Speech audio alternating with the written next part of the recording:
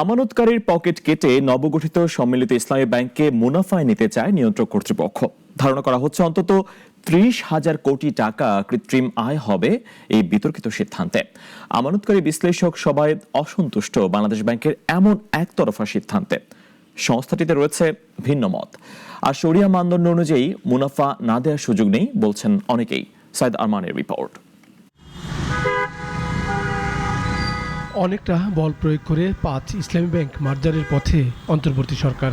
প্রক্রিয়াটি এগিয়ে নেওয়ার পথে তৈরি হচ্ছে নানা সংকট। আমানতকারীদের স্বার্থ যেমন রক্ষা করা যাচ্ছে না, আবার শেয়ার শূন্য করায় ক্ষুদ্র বিনিয়োগকারীদের হারাতে হচ্ছে পুঁজি।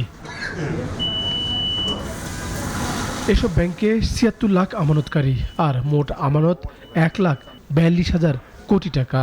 তারা দরকারি টাকা তুলতে পারছে না ব্যাংক থেকে, এমনকি মুনাফা পর্যন্ত দেওয়া হচ্ছে না স্কিমের অস্পষ্টতায়। নিজের টাকা ব্যাংকে রেখে করতে হচ্ছে আন্দোলন। ব্যাংকিং খাতেও এই সংকট এখন ছড়িয়ে পড়তে শুরু করেছে। অনেক মানুষই এখন ব্যাংকে টাকা রাখতে কিছুটা বাড়তি সতর্ক। এমন পরিস্থিতিতে আমানতকারীদের আস্থা নষ্ট করতে মার্জারের বিবেচনায় থাকা ব্যাংকগুলোর গ্রাহকদের 2 বছরে মুনাফা না দেওয়ার পদক্ষেপ এলো। ব্যাংক তো অবশ্যই নতুন যে একটা ব্যাংক সৃষ্টি হলো, এটাকে যদি দ্রুততম সময়ের মধ্যে মুনাফায় নিতে হয় তো অবশ্যই আমাদেরকে এক্সপেন্ডিচার কার্টেল করতে হবে এবং ইনকাম সর্বোচ্চ পরিমাণ বাড়ানোর জন্য যত প্রকার ইনস্ট্রুমেন্ট আছে সেগুলিতেই বিনিয়োগ করতে হবে। এটা ঠিক আর্টিফিশিয়াল বলার কোনো সুযোগ নেই।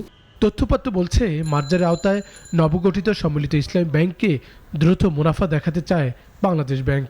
এর জন্য গ্রাহক ঠকিয়ে অন্তত 30,000 কোটি টাকা নেওয়া হচ্ছে আয় খাতে, অথচ পৃথিবীতে এমন নজির নেই। তাছাড়া মানা হচ্ছে না ব্যাংকিং চর্চাও। সবসময় আমাদের ইসলামী ব্যাংকগুলো চালু হওয়ার পর থেকেই কখনোই কোনো ব্যাংক লস হয়েছে সেই বছরে আমানতকারীদেরকে কোনো প্রকার মুনাফা দেওয়া হয়নি, এরকম কোনো নজির ইতিপূর্বে ছিল না।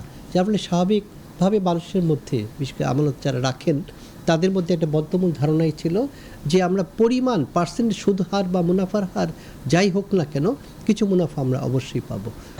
গত 14 জানুয়ারি বাংলাদেশ ব্যাংক সব প্রশাসককে চিঠি দিয়ে জানায় 2024 এবং 25 বছরের জন্য গ্রাহকরা কোনো মুনাফা পাবে না।